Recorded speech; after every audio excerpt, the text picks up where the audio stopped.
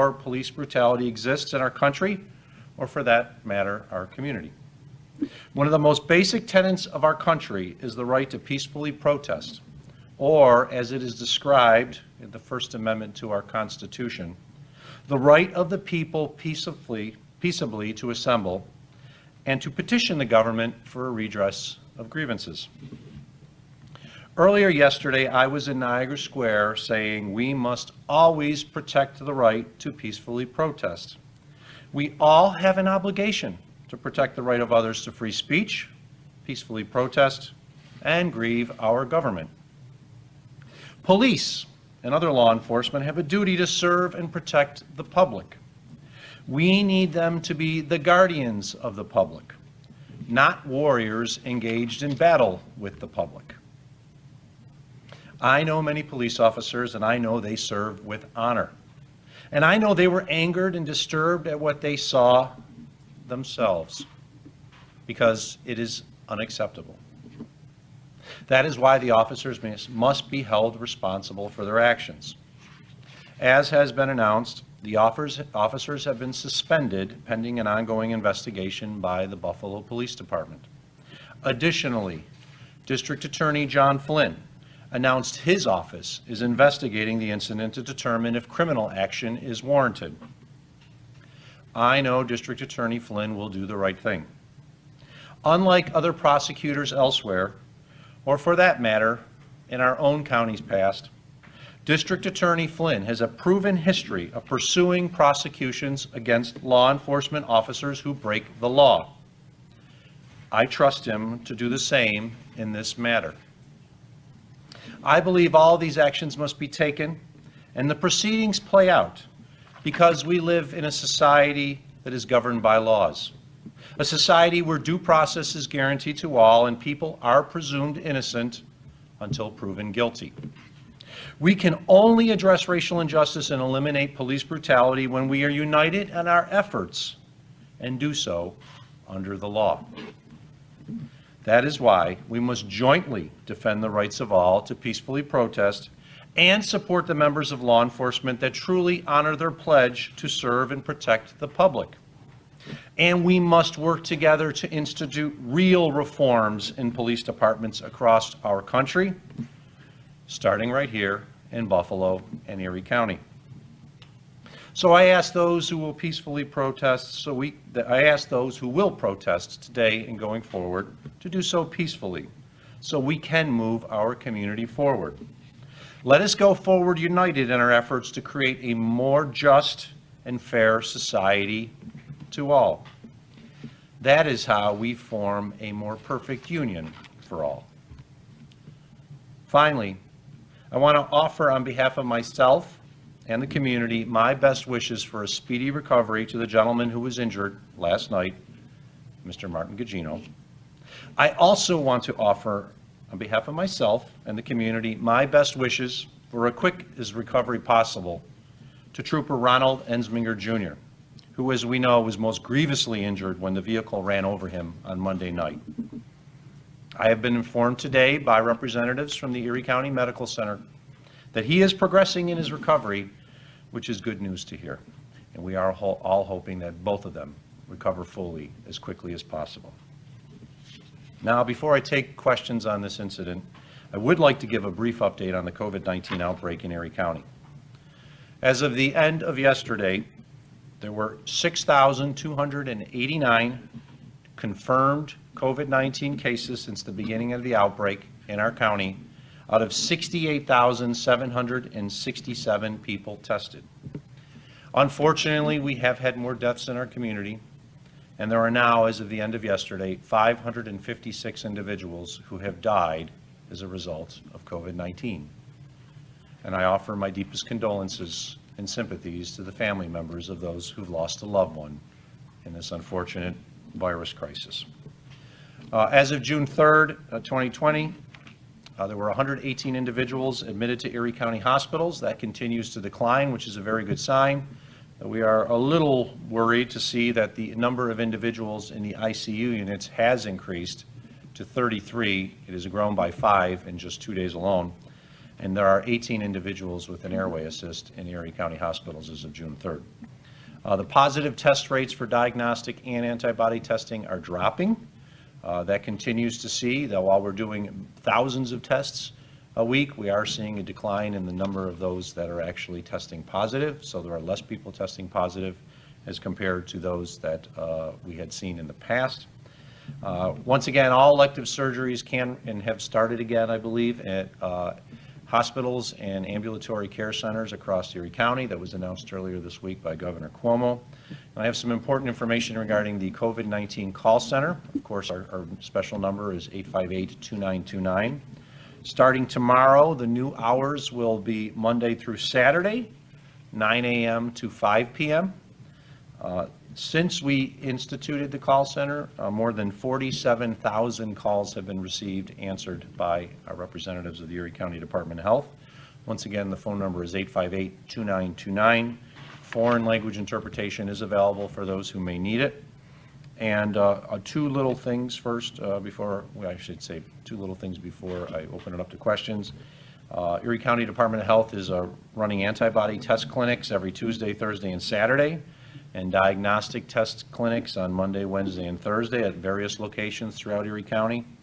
And we are according a new diagnostic test site at Public School 156, the Frederick Law Olmsted School, also known as Kensington High School, at 319 Suffolk Street in Buffalo. This will be in place for the next month on Thursdays, starting on June 11th. As well as the most important thing, when you are out in public and you cannot safely socially distance, make sure you have your mask on to protect yourself and others from COVID-19. Even though the contraction rate is going down, we are seeing less cases of it in our community. We are still testing positively in our community. With that, I'll open up to questions. In light of the incident that happened in Niagara Square, are we going to start seeing any visible changes on how not only police but also elected officials interact with protesters on the ground, no matter where they are downtown? Well, I hope so, no matter what. I mean, the one thing that bothered me is this was wholly avoidable. There were less than 20 individuals in Niagara Square at the time this incident occurred. I had actually been informed that the protest had broken up peacefully and the final representatives were being removed from the square, and there didn't appear to be any problem, just like there was another protest that was going on at Delaware Park, and that broke up peacefully before the city's curfew took effect at 8 o'clock. And I first learned about the incident with Mr. Gugino and the Buffalo PD when people sent to me a video from Spectrum News that was taken from across the street, and you can see an incident between the gentlemen occurred. It was not exactly perfect. It appeared he was pushed. It was not like the video that was seen afterwards from WBFO. So I received that video, and then I received another video from someone else that was observing it, in which you could see once again that an incident had occurred, but it wasn't 100% clear. It was completely clear when Michael Desmond's video was published. A quick follow-up to that. So I just finished. I hope that we see differences. I mean, as an elected official, I've tried to talk to individuals that are protesters. I was there yesterday in the square. And as I've told folks, if you are in this business and you have thin skin, you shouldn't be in this business, because you're going to have people criticize your actions. But the only way we're going to solve problems is if we offer the hand of peace, an olive branch, and talk about these issues to try to resolve them, than to form the fist. Because if we form the fist, if somebody criticizes me and I clench, that's no good. We need to basically say, what are your grievances? What are your problems? Let's work together. And that's what I think we've been trying to do as a community, as public officials, and I thought and hope, and the vast majority of police are as well. And then we had that incident last night, in which it created a black mark, a stain on the city of Buffalo. It is the story not only nationally, but in some ways internationally.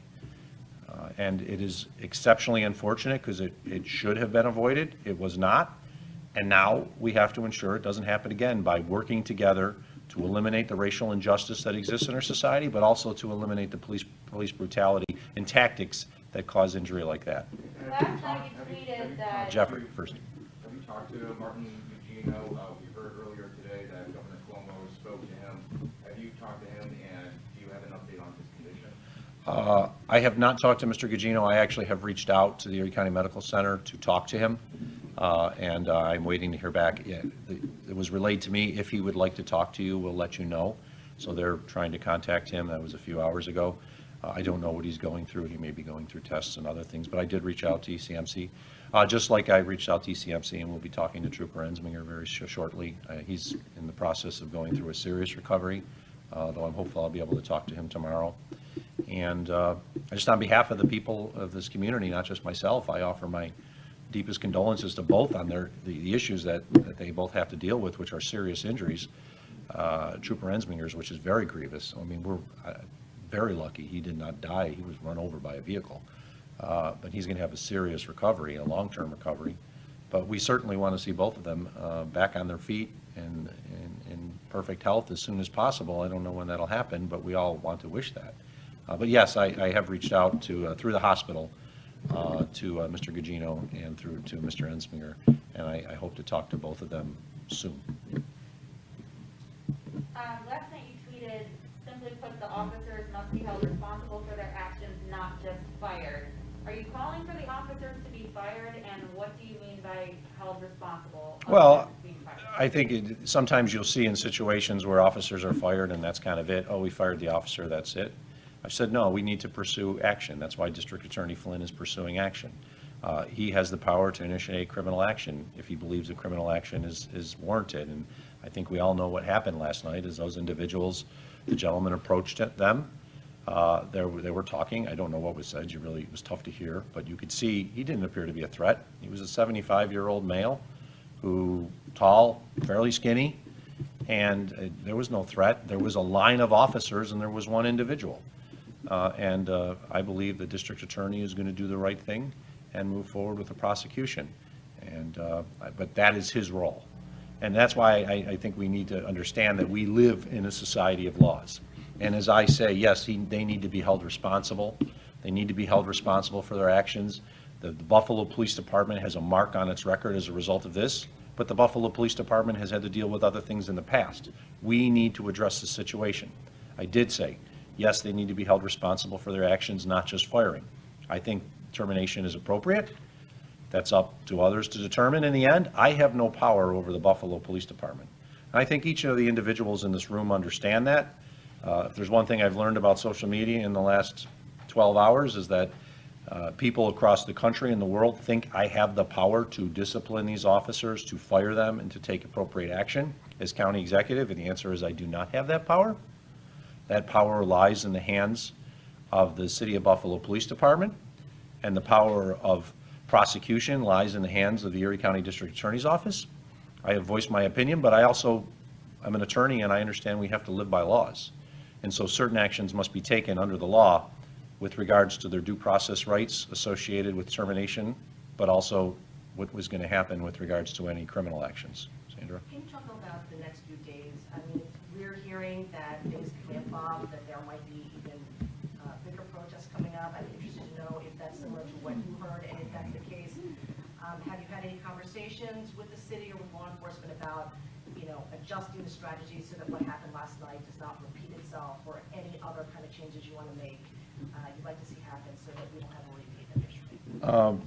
Well, in case it wasn't heard, there was a question of am I worried about what may happen in the next few days with regards to future protests and what actions will be taken. And yes, I am concerned. I know that there's a protest, to my understanding, that's going on right now near the mayor's house. I understand there's going to be another protest in Niagara Square tonight. We are expecting a protest tomorrow in Niagara Square. And I believe there was a protest in East Aurora today. I am very worried about the actions that can be taken. And I think it's incumbent upon all of us to protect the rights of individuals to peacefully protest. Peacefully protest is not the same as throwing rocks and bricks and bottles of water at police. That is not peacefully protesting. And we're only going to work together as a society to solve the problems and cure the ills of racial injustice and police brutality if we work together to do it, if we're united in it, and we're not fighting each other. We have to do that. So, yes, I am concerned about what might happen. I'm not concerned about a peaceful protest. If people are going to peacefully protest, I have no concern over that. And none of us should have a concern over a peaceful protest. I am concerned about the anger that's in people's hearts and minds over what they've seen, and not just from last night, but also beforehand. We can be angry, but we need to ensure that we take that anger and we translate it and transform it into something that creates a better society for all. Not fighting with each other, not going from a peaceful protest to rioting and looting. I mean, yeah, I'm worried about it, and I am receiving information from local law enforcement, including our representatives in the Erie County Department of Central Police Services, as well as the Sheriff's Office, on actions that will be taken to ensure peaceful protests and to protect our community. All lines up going forward. So in terms of like any adjustment of strategy based on yesterday, do you know anything concrete regarding that? I do know that officers have all been advised, and there is going to be, once again, an increased police presence, not only in the city of Buffalo, but elsewhere, they have to act under the law. They have to act to protect the individuals who are protesting themselves. As I said, our police must be guardians, not warriors. And too often, too many of them, not too many, at least some of them, feel that when they suit up, when they have the helmets on and so forth, they're going into battle. Well, they shouldn't be thinking about going into battle. They should be going into what is necessary to protect the public, including the individual who's screaming at them. We've said it before, using foul language and swearing at someone is not justifiable reason for police to go after that individual and brutalize that individual. And so we have to ensure that there are proper techniques in place. I cannot speak for the Buffalo Police Department. I do not have any role in the Buffalo Police Department. The mayor and I have talked about issues through the years. I've talked with council members. I've talked with leaders in our faith-based communities. And but when it comes to the actual training of those individuals and the work that they do, I don't have oversight over it. What I can do is say on behalf of the public, we need to ensure that our police are there as our guardians, not warriors. Mark, there's a report that just came out a few minutes ago that says the entire Buffalo Police Emergency Response Team has resigned in support of the suspended officers. What's your reaction? Well, it's the first I'm hearing of it. I heard there might be, and I don't know if the report's accurate, but I had heard there was some that were calling in sick. But if they've resigned, that's very disappointing. Well, this is according to the Police Benevolent Association Union President, that the resignations just come down. So I know you haven't had a lot of time to think about that, but given the circumstances and then going forward, you know, obviously the Sheriff's Office is a county agency. What do you know about the manpower that's going to be out there today and tonight and over the weekend, given all that you said, that protests continue? Well, the state troopers have brought in significant numbers of troopers into our region. Probably more troopers that we've had that I can ever remember, even more than we'd have in a snowstorm.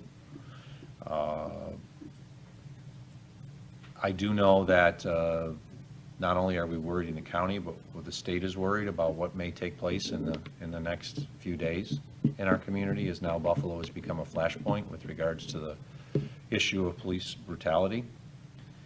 I'm disappointed to hear if the officers did resign, because they are swearing when they become an officer to serve and protect and to uphold the law. It's not to uphold the laws as they choose in that instant. It's to uphold the law, including ensuring that what they do, not only preventing criminals from entering into criminal activity, but ensuring that they don't do activity and engage in activity that could be criminal in nature. I'm very disappointed if they've resigned. I don't know how many individuals that are. As I said, I have no oversight directly over or any oversight that is over the Buffalo Police Department. And my goal as county executive is to ensure the safety and welfare of the entire public. The individuals that are protesting are general members of the public who maybe not, as well as our local police force, because I want each and every one of them to be safe in all of their endeavors. Being a police officer is a very difficult task. There's no doubt about it. And it's important that we understand that we as a community need to have officers who are working on our best behalf and honoring their pledge to serve and protect. If they've resigned, I'm exceptionally disappointed by it, because it indicates to me that they did not see anything wrong with the actions last night, which I think each of us in this room found something wrong with, as well as our governor, the mayor, and millions of people across the country, and for that matter, the world. I've never seen the response to at least a tweet that I put out like last night, like I have. I've never seen a response in the past to the tweet I put out last night from all over the world. Other parts of North America, I saw South America, Europe. We are going through stressful times I can never remember during my life. Someone asked me, is this the most difficult time during your administration or years in county government? And the answer is yes. We're going through a global pandemic that's taken over 550 lives in our own community. We've seen the anger and the protests across our community as a result of the murder of George Floyd at the hands of the officers in Minneapolis, and the anger is real, and the anger needs to be focused into how do we address these racial injustices. And even though it doesn't compare to the other two, we're dealing with a financial crisis in Erie County, in which we are facing a $130 million plus deficit, and I may, if we don't get assistance from the federal government, have to lay people off when the last thing we want to do is lay people off. It is a very, very tense time, the worst time I've ever seen as county executive. But the way we'll get through it is if we do it together, we're united in our efforts, and we realize that in the end that we are stronger as one. E pluribus unum. Are you planning to do curfews tonight or this weekend? I don't have any plans at this time. We have no indication of issues across the rest of Erie County. It is my understanding the mayor is still implementing the curfew in the city of Buffalo through Sunday night. So it's my understanding there will be a curfew tonight in the city of Buffalo from 8 p.m. to 5 a.m. I have spoken to representatives from law enforcement to determine if there are any issues that would make me believe that a curfew is necessary in other parts of Erie County. The two other cities, City Tonawanda, City Lackawanna, as well as the 25 towns, and the answer is we don't have any indication of that. But that is not to say there won't be increased police presence once again. If I've had reports from people that live in other communities that they've never seen as much police on the roads as they have seen in the last few days, not just in the city of Buffalo, but elsewhere. Pretty much every police force seems to be working at full capacity.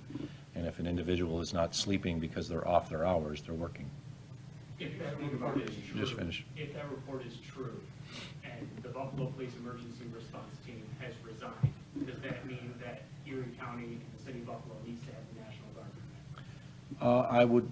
I'm going to talk to our law enforcement personnel afterwards to find out, to see. I don't have the exact numbers of individuals that would be available tonight. And I'm not exactly certain how many members of the emergency response team there are in the city of Buffalo. I don't know if it's 20, if it's 40, if it's 100. I don't. It's actually just confirmed 57 57. officers have resigned as Okay. a show of quote support and disgust. Well, I will talk to law enforcement afterwards. As I said, I don't have any indication that there would be substantial issues so that we would implement a curfew across Erie County. I will have to talk to our representatives in the Central Police Services, which helps coordinate the agency responses. I think, as everyone knows, even during these initial days, it's not just been City of Buffalo police that have been in the City of Buffalo. There have been representatives from Amherst and Cheektowaga, and then other units from across the region have helped back them up in those communities. Even in one of the first nights, I believe there was a representatives from the police department in Barker in Niagara County that were here. So I'm not going to say that at this point, and I can't answer the question as to whether it would be necessary or unnecessary until I've had an opportunity to talk to law enforcement and feel, and they say, we believe we have enough individuals on the street. Let's go back to, why don't we try to, like we did on my calls when we just basically give everyone an opportunity, so. clearly it's not just changes that have to come from elected government in the ways of legislation. It also seems like it has to come from police unions actually sitting down and agreeing to make changes that are obviously encoded in their collective bargaining agreements. How do you get the police unions to sit down at the table with community groups and yourselves to make these changes? It seems like it has to be really an all-around effort that hasn't really happened, obviously, with the resignation. It's going to be part of the conversations going forward. If there's one thing I've realized when you are in a discussion and negotiation, you never get everything you want. You try to find out, first off, what the other side in a negotiation wants. You describe what your interests are, and then you try to come to that happy medium. I've yet to, after years of practicing law, been the comptroller and the county executive, finished a negotiation or discussion where I got everything that I wanted. It just doesn't happen. So I think we need to just still bring these people to the table and have them converse. You cannot solve problems unless you're in a dialogue. A monologue in which you just go and say whatever you want, you can do that. But you're never going to solve the problems of our community if you are just saying whatever you want to the world, but refusing to engage in a dialogue with others. That's what we need, is a dialogue. And when we sit down at the table, we'll probably find out that, no, that's not agreeable for us, and that isn't agreeable to the other side, but yeah, we can come to agreement on these other things. But we have to talk. And if there's a refusal to talk, you never solve anything. I've seen that in everything, even the union contracts. We sometimes will be very, if not angry with each other, just, I don't understand why they're doing that. But remember, you can't go with the fist, you got to go with the hand. You got to say, what can we do to solve this problem? What can we do to take the steps necessary? And if there's the expectation we're going to get everything we want right off the bat, it's not going to happen. Reminds me of the story I read in Ted Kennedy's autobiography just before he passed, in which he was relaying the issue with regards to health care and how Richard Nixon offered him what is basically the Affordable Care Act back then. And he turned Nixon down. He said, nope, give me universal health care or nothing. And looking back on time, he realized I was wrong.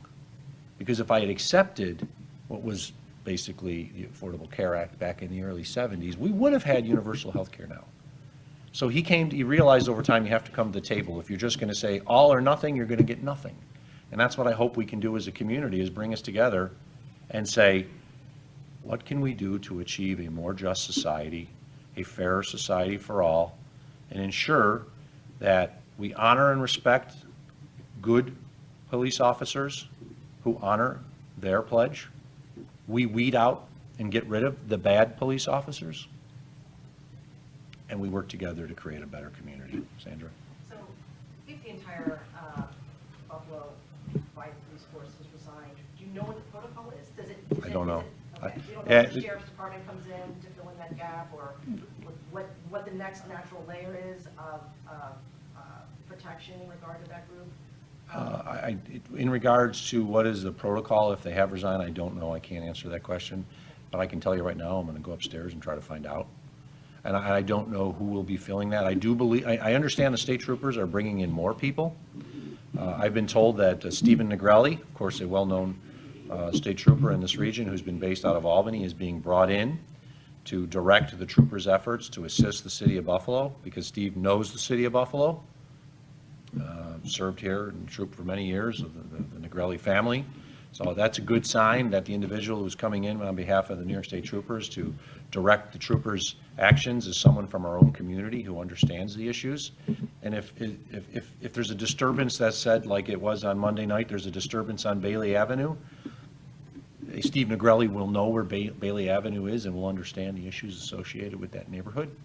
So that's a very good act that's taken place. I have reached out to the governor's office. I've spoken to them many times. I've spoken in the last few days with the Department of Homeland Security and Emergency Service Commissioner for the state, Mike Copey, more than I have spoken in the last year or two. I know the governor is very concerned about what we're seeing, as we all are. And I guarantee you, we're all going to work hard to ensure that there is proper police presence on the streets in the city of Buffalo and throughout Erie County. Jeff, do you have one? Why don't we have one more question for each? Yeah. Could you talk about the concept of the curfew? We're hearing from groups that are, of course, speaking out against the incident from last night, saying that curfews, they are restrictive of free speech and rights. We've seen that curfews, we didn't have a curfew in place that didn't work, and then with a curfew it didn't work. How do you balance that going forward? It is a very difficult balancing act to determine when and not to implement a curfew. I have listened to law enforcement when I felt it was appropriate to implement a curfew. I've also had them tell you it's time to implement a curfew, and I say, no, I don't think so. Based on the information you're telling me, I don't think it's time to implement a curfew, and that happened earlier this week. It is a very difficult balancing act. We had looting and rioting in downtown Buffalo on Saturday night, and as now is known, which I knew Saturday night while this was going on, that the pawn shop across the street from the library had been looted and 13 weapons were taken, including live ammunition, including an AR-15. And I heard that from a police officer on the street in the city of Buffalo, and I was talking to him about 12:30 at night on Elmwood Avenue, that they were very concerned, that they knew that there were rioters, looters that actually had weapons. It's one thing to assume somebody has a weapon because you think they have a weapon just because they show up, they might have a weapon in a knapsack. It's another thing when you know that 13 weapons, including long guns and an AR-15, have been taken along with the ammunition. So the police were very worried about having shootouts right in the middle of downtown Buffalo when they were thinking about arresting individuals. So you had that, you go from that incident to the incident Monday night, where you had protests going on, including the protest in front of the police headquarters on Bailey Avenue, in which you had rocks being thrown, bottles being thrown, and then as the police are going down the street, a vehicle drives into them. And it's my understanding, based on the information that has been presented to me and was described as part of the district attorney and others, is that they believe there was intent for that individual to drive into the police officers. So you have to weigh it and think, is it appropriate for a curfew? I have no interest in ever implementing a curfew. I said that the days I implemented it. I hope this is the last day I ever have to implement a curfew. I do not want to do this. I live in the city of Buffalo. I was sitting in my backyard on the phone, texting with people at 8 p.m. Because, and every day we've had a curfew, I've been home in my yard at 8 p.m. I want people to understand I'm honoring that curfew too. And if people know where I live, a lot of people do, I jokingly call it the North Buffalo Command Center, but I live on a major route in the city of Buffalo, and you can see the difference in the vehicles and how it's gotten much quieter because of the curfew. Has the curfew potentially kept the peace? Yes. Has the curfew potentially interfered with people's rights of free speech and protest? Yes. And it's the balancing act that is very difficult, and it's the balancing act you have to make in these positions. Executive positions are not easy. I know I've talked to legislators, I've talked to others who are like, why did you do this, why did you do that? And I'll explain to them the rationale behind and say, if you were in my position, what would you do? What decision would you make? When you know, as county executive, you represent 920,000 people. And on Saturday night, there was an incident, not only the looting and rioting, where people were scared in Buffalo, in my neighborhood, but also long guns were stolen and ammunition was out there. And now those guns, even if they're not used in the looting and rioting that night, thankfully, they're going to be used in incidences probably in the city for the whole summer. And that scares the hell out of me. Michael. Mayor Brown earlier this week said he understands the right to protest, but he recommended that people don't protest every day. Do you believe that people should be protesting? Would you recommend that they protest, given that it's such a highly sensitive topic right now? I have no objection to people protesting peacefully. And if it's every day, so be it. I mean, I've protested, I've engaged in protests. I don't have any objection to anyone protesting peacefully. I don't have an objection to people sending me their letters or messages to me, whether it's on social media or through our email or face-to-face, saying, Mark Poloncarz, I think you're doing a terrible job. Okay, why?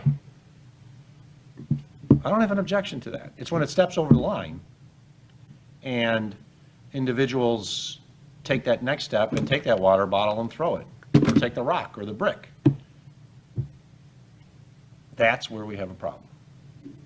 Sandra? So we had what happened last night. 24 hours prior to that, you had officers kneeling with protesters. Mhm. It seemed like things were actually moving in a good direction.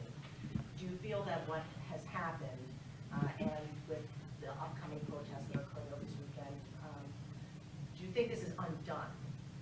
Any kind of positive goodwill that might have been built up over the past few weeks? The question was, is there positive goodwill that had been built up in the last few weeks destroyed as of what happened last night?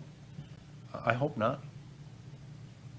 I hope that individuals that are protesting understand that the individuals who knelt with them the night before did so because they really understand the issues and want the people to understand that they do want to solve racial injustices and they do want to solve the issues of police brutality. I'm not necessarily a glass half full, glass half empty guy. I'm more of a realist. And especially in these positions, you have to be a realist. And that means you have to understand that things aren't always going to go your way, but we continue and have to work together to truly create that more just society for all, a more perfect union. And it's there, right in the Constitution, in the preamble, to form a more perfect union. And even our founding fathers knew at that time that the Constitution they were creating was not perfect. And the laws that we have today and the society we have today are not perfect.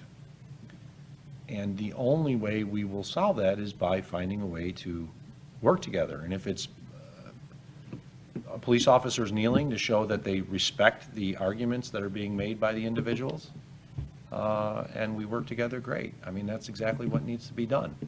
I hope it hasn't been destroyed because 2 officers acted, and then another officer, when the one was trying to, the officer who actually, part of the officers who pushed the individual down, I think he realized right away the gentleman was severely hurt, and he looked like he was reaching down to help him, and then his superior seemed to push him, and you go forward.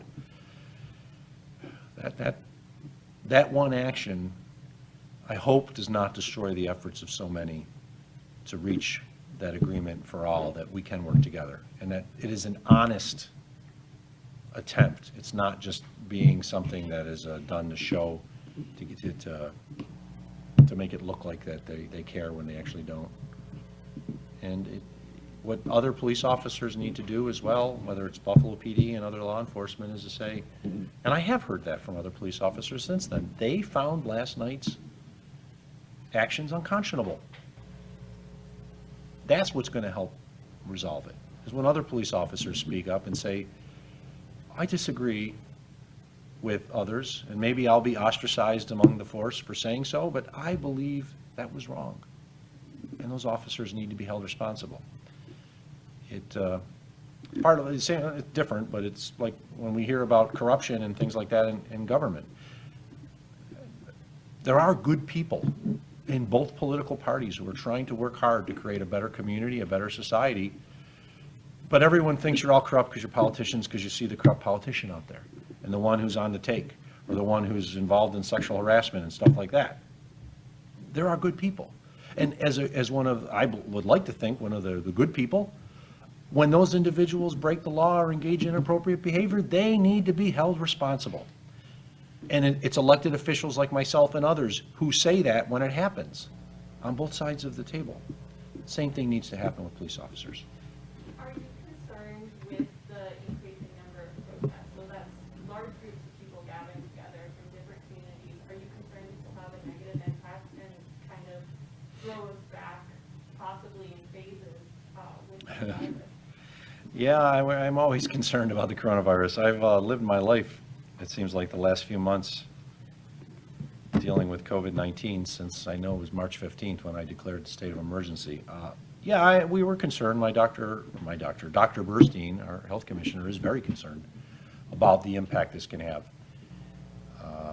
I was talking to Reverend Kinzer Pointer today, who's one of the spiritual leaders of our community, is the chairperson of our Erie County Poverty Committee, as well as a coordinator of the African American Health Disparity Task Force, and he was saying the same thing. that he's telling folks, if you're going to protest, you got to protest peacefully and you got to do it safely. And if you're going to protest even with a mask on, you might really, depending on the size of the group, you may need to think about getting a PCR test, diagnostic test too. I am worried. We are seeing declining hospitalizations in our region, and the thing that gives me comfort, though, is we are seeing declining tests results that are positive. There were days in which we were testing 400, 500 people, and we'd see 152, 125 to 100 positive. Now we're testing thousands in the day, and we're seeing 50 to 70. And the test percentages are dropping to like 4% of all tests being performed on that day are positive. So I'm glad to see that the coronavirus spread is less than what we were seeing earlier. I'm still concerned because we have an antibody test rate of around 7%, which means that 93% of the people in our community have not come in contact or contracted the coronavirus and are still vulnerable for it. And even if we work our way through a summer, which is better, and we make it into phase 4 and whatever happens potentially after that, we have a fall facing us. And the coronavirus is a version of one coronavirus. It's just, there are multiple coronaviruses. SARS is a coronavirus. MERS was a coronavirus. And what you often see with coronaviruses is they come back in the fall.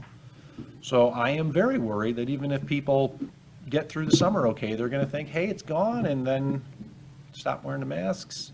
And the next thing you know, fall comes and the numbers are shooting up. And I know what each of us wants to do in the fall in Buffalo. We want to watch the Buffalo Bills at the field.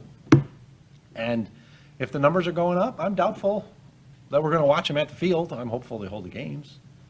But we have to get through this period of the coronavirus. As I've said all together, we are in this together. I need to be my brother and sister's keeper just as much as they need to be my keeper. Just like we need to do the same thing with racial injustice as well as police brutality. We're all in it together. And if we start thinking only about ourselves, then we run the risk of not only contracting it ourselves, but if we are an asymptomatic transmitter, passing it on to others who are much more at risk. Did you have any other questions? All right, everyone. If there are any developments through the day, we will keep you updated. As I said, there is no curfew that has been implemented by Erie County. There are no curfews planned in the other communities that I'm aware of, though all other towns and villages and cities could implement a curfew if they so choose. But there is the curfew in the city of Buffalo effective 8 p.m. Thank you, everyone. Be safe and well.